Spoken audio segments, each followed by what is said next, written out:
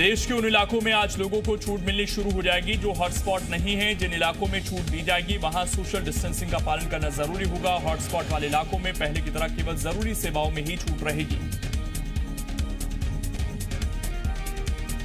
जो इलाके हॉटस्पॉट नहीं है वहां पर आज से कृषि, मछली पालन, पशुपालन, माल ढुलाई और मनरेगा से जुड़ी गतिविधि शुरू हो सकेंगी। प्राइवेट कंपनियां और इंडस्ट्री भी खुल सकेंगी। कंस्ट्रक्शन से जुड़े काम भी शुरू होंगे। सभी सरकारी दफ्तर खुल सकेंगे। आज से जिन मंत्रालयों और सरकारी दफ्तरों में कामकाज शुरू हो रहा है उनके लिए स्वास्थ्य मंत्रालय ने गाइडलाइन जारी की है। सरकारी कर्मचारियों को सोशल डिस्टेंसिंग का ध्यान रखना होगा और मास्क पहनकर काम करना होगा। ऑफिस में सैनिटाइजर का भी ध्यान रखना होगा।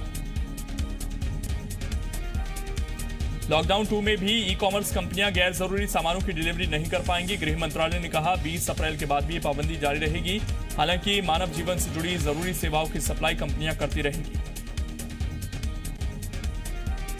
दिल्ली में लॉकडाउन की शर्तों में आज से कोई छूट नहीं मिलेगी। सीएम अरविंद केजरीवाल ने कहा कि दिल्ली के सभी 11 जिले हॉटस्पॉट घोषित हैं। ऐसे में लोगों को लॉकडाउन से कोई छूट नहीं दी जा सकती। उन्होंने कहा कि हालात पर 27 अप्रैल को रिव्यू मीटिंग की जाएगी। पंजाब में भी लॉकडाउन में किसी प्रकार की छूट देने से इनकार किया गया है। सीएम कैप्टन अमरिंदर सिंह ने कहा कि गेहूं खरीदी को छोड़कर बाकी किसी भी काम की छूट नहीं मिलेगी। रमजान में भी लोगों को घरों से बाहर निकलने की मंजूरी नहीं होगी। केंद्र सरकार की गाइडलाइंस के तहत आज से लॉकडाउन में कुछ रियायत दी जाएगी। इस रियायत के तहत मध्य प्रदेश में भी अर्थव्यवस्था को रफ्तार देने के मकसद से निर्माण कार्य शुरू किए जाएंगे। मुख्यमंत्री शिवराज सिंह चौहान ने मंत्रालय में वीडियो कॉन्फ्रेंसिंग के जरिए निर्माण विभागों से जुड़े कॉन्ट्रैक्टर्स के साथ बैठक की, जिसमें उन्होंने आज से पूरी सावधानी के साथ निर्माण कार्य शुरू करने को कहा। इसके अलावा सीएम ने कोरोना संक्रमण को ध्यान में रखते हुए 50 साल से ज्यादा उम्र, दिल और सांस की बीमारी से जुड़े मजदूर, छोटे बच्चे और महिलाओं को काम पर नहीं रखने के साथ साथ काम के दौरान सोशल डिस्टेंसिंग का पूरी तरह से पालन करने की हिदायत भी दी। छत्तीसगढ़ सरकार ने आज से प्रदेश में कोरोना हॉटस्पॉट इलाकों को छोड़कर दूसरे इलाकों में शुरू की जाने वाली गतिविधियों को लेकर दिशा निर्देश जारी किए हैं। इन दिशा निर्देशों के मुताबिक 3 मई तक प्रदेश में सभी मॉल, सिनेमा हॉल, बस और रेल सेवा, घरेलू विमान सेवा बंद रहेंगी। 3 मई तक सभी शैक्षणिक और कोचिंग संस्थान बंद रहेंगे। आज से निजी अस्पताल, वेटनरी अस्पताल, पैथ लैब, मेडिकल यूनिट बनाने वाली कंपनियां शुरू होंगी। मनरेगा के तहत काम की इजाजत होगी, लेकिन इस दौरान सोशल डिस्टेंसिंग का पालन करना और चेहरे को मास्क से ढकना जरूरी होगा।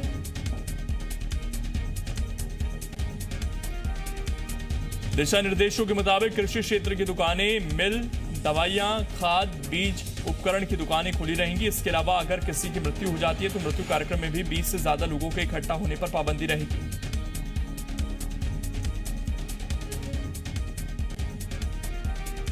देश में कोरोना के मामले 16,116 तक पहुंचे। अब तक 519 लोगों की मौत हो चुकी है, जबकि 2,302 मरीज ठीक हो गए हैं।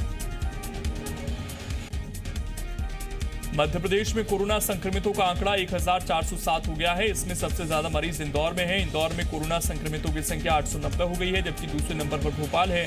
भोपाल में कोरोना के 214 मामले सामने आए हैं।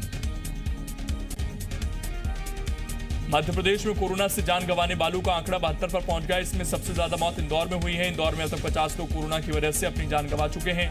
मध्य प्रदेश स्वास्थ्य विभाग के अनुसार प्रदेश में 131 लोग पूरी तरह ठीक होकर अपने घर जा चुके हैं। छत्तीसगढ़ में कोरोना के अब तक 36 मामले सामने आ चुके हैं। इनमें 25 मरीज ठीक हो चुके हैं, जबकि 11 मरीजों का अस्पताल में इलाज चल रहा है। प्रदेश में सबसे ज्यादा मामले कोरबा के कटघोरा से सामने आए।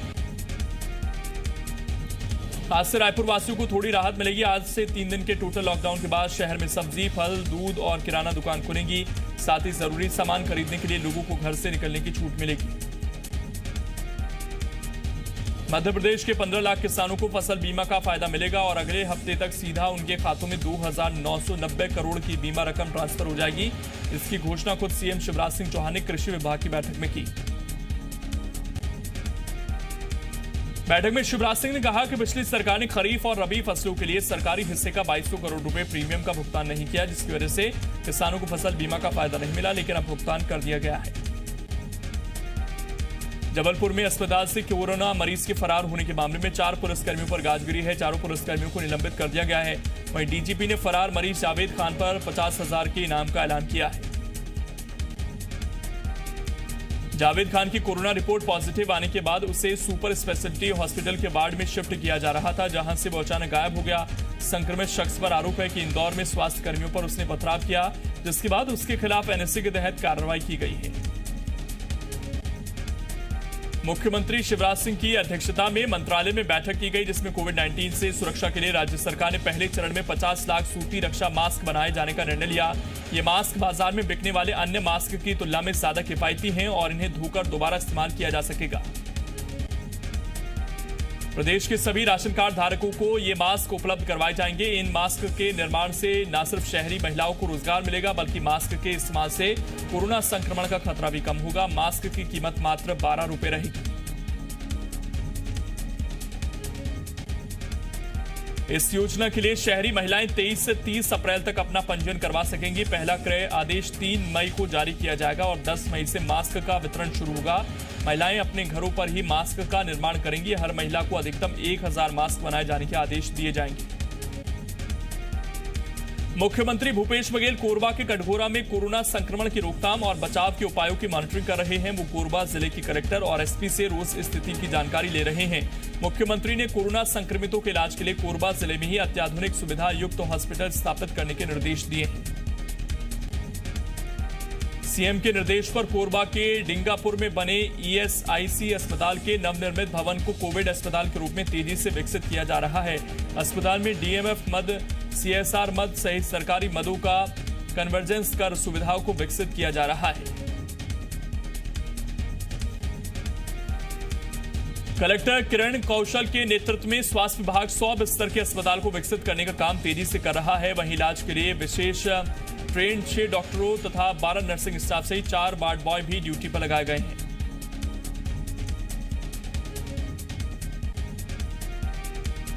कोरोना से जारी जंग के बीच मुख्यमंत्री शिवराज सिंह चौहान ने मध्य प्रदेश की जनता के नाम संदेश दिया। सीएम ने अपनी जान की परवाह किए बगैर मरीजों के इलाज और सेवा में जुटे स्वास्थ्य कर्मचारियों, पुलिसकर्मियों और सफाई कर्मचारियों को सलाम किया। शिवराज सिंह ने लॉकडाउन का पालन करने के लिए जनता का भी आभार जताया और मध्य प्रदेश को विकास और समृद्धि के पथ पर आगे ले जाने का संकल्प लिया। सीएम शिवराज सिंह ने कहा कि इस दौर को अवसर में बदलेंगे और कोरोना के खिलाफ लड़ाई जीतकर रहेंगे। मध्य प्रदेश में कोरोना के कहर के बीच जारी सियासत में अब बीजेपी ने पूर्व सीएम कमलनाथ ने कुछ सवाल पूछे हैं। बीजेपी के मुताबिक कमलनाथ इस संकट के दौर में सेवा सहयोग की बजाय आरोप प्रत्यारोप की राजनीति कर रहे हैं। बीजेपी ने कमलनाथ के इस वक्त दिल्ली में मौजूद होने पर भी सवाल उठाए। बीजेपी ने कहा कि अगर कमलनाथ ने प्रदेश के प्रति लगाव होता तो क्या उन्हें प्रदेश में रहकर सकारात्मक भाव से सेवा कार्य नहीं करना चाहिए था। एमपी बीजेपी के अध्यक्ष वीडी शर्मा ने प्रदेश में कोरोना के हालात के लिए सत्ता में रही कमलनाथ सरकार को जिम्मेदार बताया। उन्होंने कहा कि जब प्रदेश को कोरोना के खिलाफ लड़ाई की तैयारी करनी चाहिए थी, तब प्रदेश के तत्कालीन सीएम कमलनाथ आईफा की तैयारियों में व्यस्त थे। पूरे देश में आरएसएस के स्वयंसेवकों ने अपने अपने घरों में परिवार शाखा लगाई। भोपाल में बीजेपी के प्रदेश अध्यक्ष वीडी शर्मा भी अपने घर में शाखा में शामिल हुए।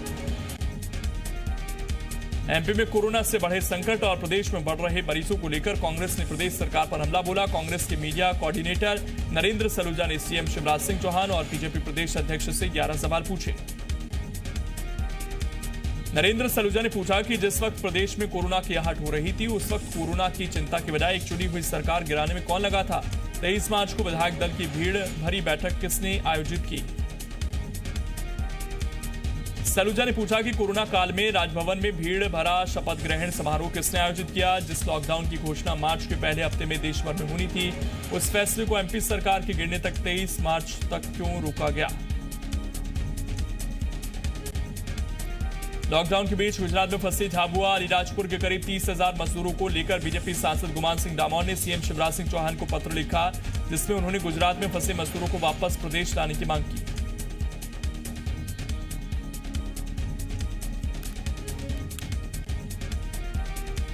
झाबुआ अलीराजपुर के लोगों के गुजरात में फंसे होने पर कांग्रेस विधायक कांतिलाल भूरिया ने प्रदेश सरकार पर हमला बोला। उन्होंने इलाके के लोगों को प्रदेश वापस न लाने पर सरकार पर सवाल उठाए।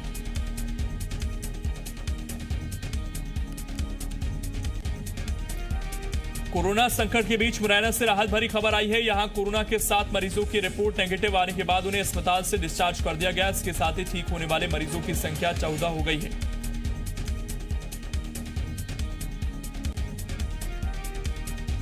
इंदौर से भागकर मुरैना पहुंचे 2 कोरोना पॉजिटिव मरीजों का इलाज अस्पताल में जारी है। वहीं कलेक्टर ने साफ कर दिया है कि भले ही जिले में कोरोना पॉजिटिव की संख्या 0 हो गई है, लेकिन मुरैना में अभी भी लॉकडाउन जारी रहेगा। टीकमगढ़ में 15 अप्रैल से कृषि मंडी और वेयर हाउस में रबी की फसल की खरीदी की जा रही है, लेकिन लॉकडाउन के नियमों को नजरअंदाज किया जा रहा है। मंडी कर्मचारी और किसान मास्क पहने नजर नहीं आ रहे, न ही सोशल डिस्टेंसिंग का पालन हो रहा है। मध्य प्रदेश के अलीराजपुर जिले में लॉकडाउन का उल्लंघन रोकने पहुंची पुलिस टीम पर हमला कर दिया गया। नानपुर इलाके में पहुंची पुलिस टीम 10 से 12 लोगों ने हमला कर दिया और गाड़ी में तोड़फोड़ की। हमले में 2 सिपाही गंभीर रूप से घायल हो गए। गोवा देश का पहला कोरोना मुक्त राज्य बन गया है, जहां कोरोना का एक भी मरीज नहीं है। गोवा के 7 संक्रमित ठीक होकर घर लौट गए हैं। देश में अब 54 जिले ऐसे हैं जहां 14 दिन से कोई मरीज नहीं आया। मणिपुर भी कोरोना वायरस से आजाद हो गया है। सीएम एन बीरेन सिंह ने ट्विटर पर इसकी घोषणा की। राज्य में कोरोना के 2 मरीज थे जो ठीक होकर अपने घर वापस जा चुके हैं। राज्य में जारी सख्ती के चलते कोरोना का कोई नया केस अब सामने नहीं आया है। तेलंगाना में लॉकडाउन 7 मई तक आगे बढ़ा दिया गया है। सीएम के चंद्रशेखर राव ने यह घोषणा की। सीएम ने कहा कि फूड डिलीवरी करने वाली कंपनियों के काम पर भी रोक लगा दी गई है। हालात की समीक्षा के लिए 5 मई को बैठक होगी, जिसमें लॉकडाउन खोलने पर उचित फैसला लिया जाएगा। दिल्ली में कोरोना संक्रमितों की संख्या 1893 हो गई है, जबकि 72 मरीज ठीक होकर अपने घर जा चुके हैं। इस महामारी से दिल्ली में 43 लोग अपनी जान गंवा चुके हैं। दिल्ली सरकार के मुताबिक पिछले 24 घंटे में 2 और कोरोना मरीजों की मौत हो गई है। दिल्ली का तुगलकाबाद एक्सटेंशन तीसरा सबसे बड़ा हॉटस्पॉट बनता जा रहा है। डीसीपी के मुताबिक तुगलकाबाद एक्सटेंशन से 35 लोग कोरोना पॉजिटिव निकले हैं। इन लोगों के सैंपल 2 दिन पहले लिए गए थे, जिसकी रिपोर्ट रविवार को आई। रिपोर्ट के बाद पूरे इलाके को सील कर दिया गया। महाराष्ट्र में रविवार को कोरोना पॉजिटिव 552 मामले सामने आए। इसके साथ ही राज्य में कोरोना मरीजों की संख्या 3651 हो गई है। महाराष्ट्र में कोरोना से अब तक 211 लोगों की मौत हो चुकी है, जबकि 365 लोग ठीक होकर घर जा चुके हैं। महाराष्ट्र में आज से मिलेगी लॉकडाउन से छूट। प्रदेश सरकार के मुताबिक राज्य के ग्रीन और ऑरेंज जोन वाले इलाकों में आज से औद्योगिक गतिविधियां शुरू करने की थोड़ी इजाजत दी जाएगी। प्रदेश में कृषि और जरूरी गतिविधियों से भी बैन हटा लिया गया है। विभिन्न राज्यों में फंसे प्रवासी मजदूरों को केंद्र सरकार ने राहत दी है। केंद्र ने राज्यों को निर्देश जारी किए हैं कि वो खेती, निर्माण, मनरेगा जैसे क्षेत्रों में मजदूरों को रोजगार उपलब्ध कराएं, लेकिन उन्हें दूसरे राज्यों में जाने पर पाबंदी बरकरार रखी जाए। महाराष्ट्र के पालघर इलाके में बच्चा चोरी के शक में भीड़ ने 2 साधुओं समेत 3 लोगों की हत्या कर दी। साधुओं ने बचने के लिए पुलिसकर्मियों के पीछे छिपने की कोशिश की, लेकिन भीड़ ने उन्हें पुलिस के सामने ही खींच लिया और फिर लाठी डंडों से पीट कर मार डाला। महाराष्ट्र सरकार ने पालघर में संतों की हत्या के मामले में जांच के आदेश दिए हैं। राज्य के गृह मंत्री अनिल देशमुख ने कहा कि इस मामले में 110 लोग पकड़े गए हैं। इनमें से 101 लोग 30 अप्रैल तक पुलिस रिमांड और 9 नाबालिगों को जुवेनाइल जस्टिस होम भेजा गया है। महाराष्ट्र में 2 संतों की हत्या पर अखिल भारतीय अखाड़ा परिषद ने कड़े शब्दों में निंदा की है। परिषद के अध्यक्ष महंत नरेंद्र गिरी ने सरकार से दोनों संतों की हत्या की जांच और दोषियों के खिलाफ कड़ी कार्रवाई की मांग की है। बेंगलुरु के पटरायन इलाके में महानगर पालिका के कर्मचारियों पर रविवार को हमला किया गया। ये कोरोना संदिग्धों को क्वारंटाइन करने पहुंचे थे। कुछ लोगों ने उनकी बात मान ली और क्वारंटाइन सेंटर चले गए, जबकि बाकी ने हंगामा शुरू कर दिया। प्रधानमंत्री नरेंद्र मोदी ने लिंक्डइन पर एक लेख साझा किया है। प्रधानमंत्री ने लिखा कि कोरोना कोई नस्ल, धर्म, जाति या रंग नहीं देखता। प्रधानमंत्री मोदी ने कोरोना संकट में एकता और भाईचारा बनाए रखने की बात कही। पाकिस्तान के प्रधानमंत्री इमरान खान ने ट्वीट कर पीएम मोदी पर निशाना साधा। इमरान ने आरोप लगाया कि कोरोना के बहाने भारत में मुसलमानों को जानबूझकर निशाना बनाया जा रहा है। पाकिस्तान के आरोप पर भारत ने उसे लताड़ लगाई है।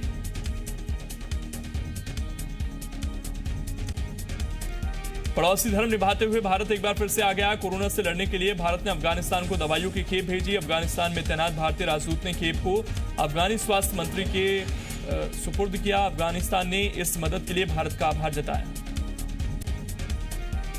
देश की 20 फिल्मी हस्तियों ने नागरिकता कानून का विरोध करने वाले छात्रों की गिरफ्तारी को लेकर बयान जारी किया और उन्हें जल्द रिहा करने की मांग की है। इन फिल्मी हस्तियों में अनुराग कश्यप भी शामिल है।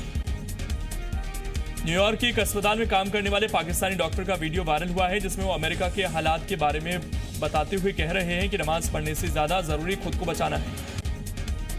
कोरोना से बेहतर तरीके से लड़ रहे भारत ने अपनी रणनीति दुनिया के सामने रखी। G20 देशों के मंत्रियों की वीडियो कॉन्फ्रेंसिंग में केंद्रीय स्वास्थ्य मंत्री डॉक्टर हर्षवर्धन शामिल हुए।